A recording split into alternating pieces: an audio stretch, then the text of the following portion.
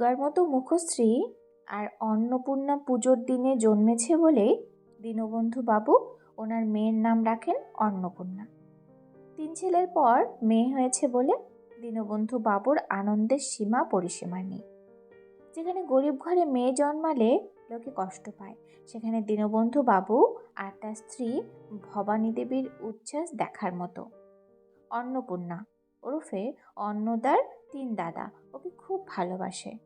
অন্নদার মা ভবানী দেবীর তত্ত্বাবধানে অন্নদা বেড়ে ওঠে। স্কুলের গণ্ডি পার হওয়ার আগেই ওদের পাশের গ্রামের শশাঙ্ক মুখার্জির মেজ ছেলে সদাশিবের সাথে অন্নদার বিয়ে হয়ে যায়। বাবা মা আর দাদাদের কাঁদিয়ে নিজে কাঁদতে কাঁদতে শ্বশুরবাড়ি চলে যায় অন্নদা। শুরু হয় নতুন জীবন সংগ্রাম। এক গরিব ঘর থেকে এসে পড়ল আর এক গরিব ঘরে। স্বামী, দেওর, ভাসুর আর শ্বশুর শাশুড়ি নিয়ে ভরা সংসারেই বামন বাড়ি। এখানে রোজগার করার লোক 3 জন, কিন্তু খাওয়ার লোক 12 জন। খুব কষ্ট করেই সংসার চলে। সদাশিব একটা ছোট্ট কারখানায় কাজ করে আর মাইনে খুব কম। দেওর ভাসুরও কাজ করেন আর তাদের মাইনে সদাশিবের থেকে বেশি, তাই এই সংসারে অন্নদার অনাদর বেশি। সংসারের সব কাজ নিজেরাই করে, তবে রকম ফের আছে। অন্নদার কাজ একটু বেশি। রান্না করেন শাশুড়ি, তবে তাকে সব জোগাড় করে দিতে হয়। আর একটু ভুল হলেই চলে শানিত বাক্যবান, যেটা অন্তর্ভেদ করে ছিন্ন বিচ্ছিন্ন করে দিতে পারে অনায়াসে। সারাদিন অক্লান্ত পরিশ্রম করতে করতে অন্নদা হাঁপিয়ে ওঠে। রাতটুকুতেই যা একটু বিশ্রাম পায়, কিন্তু স্বামী সোহাগী হতে গিয়ে মধ্যরাত হয়ে যায়। সংসার চলছিল বেশ ভালোই। স্বামীর আয় কম, তাই সংসারে ওর মর্যাদাও কম। সব মেনে নিয়েই চলছিল বেশ। হঠাৎ করে সদাশিবের কারখানা বন্ধ হয়ে যায়। সংসারে যে অল্প টাকা দিচ্ছিল সেটাও বন্ধ করে দিতে হয়। ফলে সংসারে নিত্য নতুন অশান্তি আরম্ভ হয়। অন্নদার কাজের পরিমাণ বেড়ে যায়, তাকে দিয়ে সব কাজ করানো হয়। সদাশিব সবই লক্ষ্য করে, কিন্তু কোনো প্রতিবাদ করতে পারে না। অন্নদা যে দিব্যি দিয়ে রেখেছে। অনেকদিন অন্নদার খবর না পেয়ে একদিন ওর বাবা মা ওকে বাড়িতে এমনিতেই দেখতে আসেন। ওর এমন শুকিয়ে যাওয়া শরীরের অবস্থা দেখে এক প্রকার জোর করেই ওকে নিয়ে যান। ওই যে অন্নদা বাপের বাড়ি যায় আর কোনোদিনও শ্বশুরবাড়ি ফিরে আসেনি।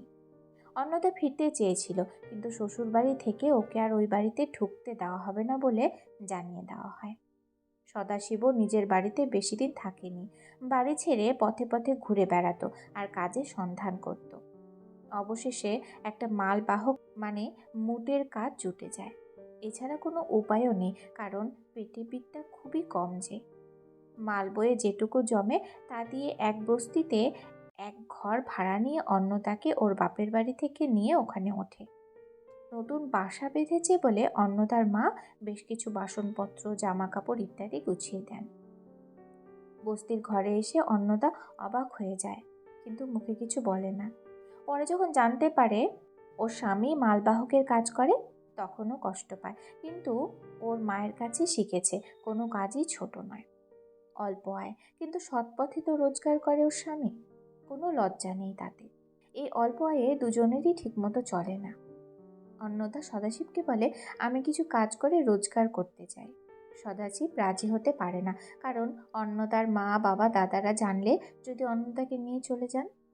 সদাশিব যে অন্নদাকে ছেড়ে থাকতে পারবে না।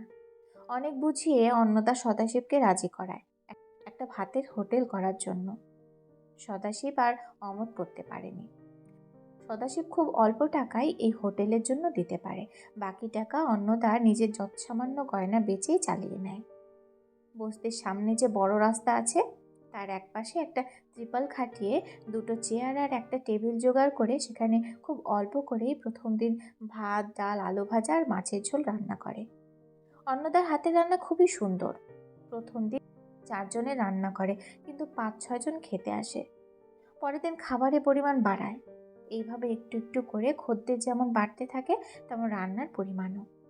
মাসখানেকের মধ্যে অন্নদার দোকানটা বেশ দাঁড়িয়ে যায়।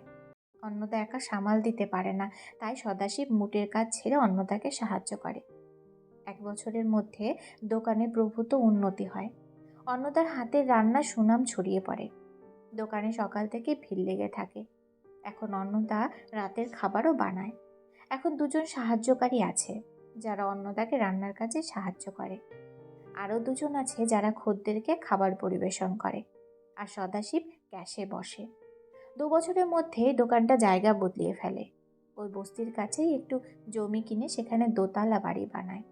দোতলায় ওরা থাকে আর একতলায় অন্নপূর্ণার হোটেল নাম দিয়ে একটা বড় হোটেল খোলে। সংসারে হাল ধরতে গিয়ে অনেকগুলো বছর পেরিয়ে গেছে। অন্নদা নিজের দিকে দেখেনি, তাই তাদের সন্তান সন্ততিও হয়নি। তবে তাদের তাতে ক্ষোভ নেই। হোটেলে কাজ করতে আসা 7 বছরের মা বাবা মরা বিলেকে ওরা সন্তানের মতোই ভালোবাসে। ওর পড়াশোনা, খাওয়া দাওয়া, থাকা সবই ওরা করে। বিলেও ওদের বাবা মায়ের মতোই ভালোবাসে। ওকে নিয়েই ওদের সুখের সংসার। একদিন হঠাৎ সদাশিবের বড়দাদা এসে হাজির। কি করে যে ওদের খবর পেয়েছে তাকে জানে। ওদের এই বারবারন্ত শুনেই এসেছেন। আসলে ওনার অবস্থা এখন ভালো নয়। একমাত্র মেয়েও বড় হয়েছে, কিন্তু বিয়ে দেওয়ার সামর্থ্য নেই। অনেকদিন আগেই ওনাদের মা বাবা গত হয়েছে, আর সংসার অনেকদিন আগেই ভাগ হয়ে গেছে। এখন ওখানে সবাই আলাদা থাকে। একদিন এই বড়দাদা আর বৌদির জন্যই সদাশিবকে বাড়ি ছাড়তে হয়েছিল। আজ এসেছে সাহায্য চাইতে। অন্নদা সদাশিবকে বলে, ও তো আমাদেরও মেয়ে, ওর বিয়ের খরচা না হয় আমরাই করব। সদাশিবও তাতে দ্বিমত করেনি। সদাশিবের বড়দা ভোলেনাথ বিলেকে এখানে যত্নে থাকতে দেখে জ্বলে মরে যায়। দিনরাত ওর পেছনে লাগে। অন্নদা বেশ কিছু টাকা ব্যাংক থেকে তুলে রাখে ওর ভাসুর যেদিন বাড়ি যাবেন সেদিন হাতে দেবে বলে, কিন্তু উনি তো বাড়ি যেতেই চান না। 2 দিনের জন্য এসে সপ্তাহ গড়িয়ে যায়, তবু উনি এখান ছেড়ে নড়তে চাইছেন না। অন্নদা কিছু বলতে পারে না, সদাশিবও দাদাকে কিছু বলতে পারছে না। কিন্তু দিন দিন বিলের ওপর ওনার অত্যাচার বেড়েই চলছে। একদিন এই অত্যাচার মাত্রা ছাড়িয়ে যায়। উনি বিলেকে চোর অপবাদ দিয়ে মারধর করেন। তখন স্বামী স্ত্রী দুজনেই দোকানে ভরা খদ্দের সামলাতে হিমশিম খাচ্ছে। এমন সময় ওপরতলা থেকে চেঁচামেচি আর বিলের কোকিয়ে কান্নার শব্দ শুনে অন্নদা কর্মচারীদের সব বুঝিয়ে দিয়ে ওপরে উঠে যায়। ওপরে গিয়ে দেখে বিলের 2 হাত বাঁধা, আর ওকেও কাপড় দিয়ে জানালার গারদের সাথে বেঁধে সরু একটা বেত দিয়ে ভোলেনাথ মারছে। এই দৃশ্য দেখে অন্নদার আর মাথা ঠিক থাকে না। অন্নদা আটকে বিলে বলে চিৎকার করে ওঠে। দৌড়ে গিয়ে বিলের বাঁধন খুলে দিয়ে ওকে বুকে জড়িয়ে ধরে হাউ হাউ করে কেঁদে ওঠে। পরে নিজেকে সামলে নিয়ে ভাসুরের উদ্দেশ্যে বলে, আপনি কি পাষাণ? আপনার হৃদয় বলে কিচ্ছু নেই নাকি? এটুকু বাচ্চাকে কি এমন নির্মমভাবে মারে? ভোলেনাথ বলে, মারবো না? ও আমার জামার পকেট থেকে টাকা চুরি করেছে কেন? এক্ষুনি ওকে আমার টাকা ফেরত দিয়ে দিতে বলো, নইলে আবার মারবো। অন্নদা বলে, সাহস থাকলে আবার গায়ে হাত তুলে দেখুন। আমি লক্ষ্য করেছি বিলেকে আপনি প্রথম দিন থেকে সহ্য করতে পারছেন না। আমি জানি ও কখনোই চুরি করতে পারে না। আপনি মিথ্যে বলছেন। ও আমার সন্তান। ও কি পারে আর কি পারে না সেটা আমি ভালো করেই জানি। ভোলেনাথ বলে, চোরের মায়ের বড় গলা, পরের ছেলেকে নিয়ে আদেক খেতা, দেখলে গা জ্বলে ওঠে, তাও যদি নিজের হতো। আরও অনেক কথা বলে অন্নদাকে। বিলেকে ভোলেনাথ একদম সহ্য করতে পারে না। তার কারণ যে একটা আছে সেটা অন্নদা বুঝতে পেরেছে। উনি ভেবেছিলেন সদাশিবের তো কোনো সন্তান নেই, আর ওদের অর্থেরও অভাব নেই। ওদের সব সম্পত্তি কুক্ষিগত করার ইচ্ছে ছিল ওনার। কিন্তু এসে যখন বিলেকে দেখেন এবং বিলেকে ওরা সন্তান স্নেহে মানুষ করছে সেটা দেখেন, তখন ওর উপর রাগ হয়। তাই ওকে বিভিন্ন অপবাদ দিয়ে তাড়াতে চান। ও চলে গেলে ওনার পথ যেন সুগম হবে তাই। কিন্তু অন্নদা ওনার মতলব ধরে ফেলে। ওনার কোনো কথার উত্তর না দিয়ে আলমারি থেকে ব্যাংক থেকে তুলে আনা টাকাটা ওনার হাতে দিয়ে বলে, এই টাকাটা নিয়ে আজই এক্ষুনি এখান থেকে চলে যান, আর কোনো দিনও যেন আপনাকে আমার বাড়িতে আসতে না দেখি। আমি আমার সন্তানের কোনো অপবাদ মেনে নিতে পারবো না। মনে রাখবেন, এটা অন্নদার সংসার। এখানে অন্নদার কথাই শেষ কথা। আমার ছেলের দিকে যে কুনজর দেবে তাকে আমি ছেড়ে দেব না কিছুতেই।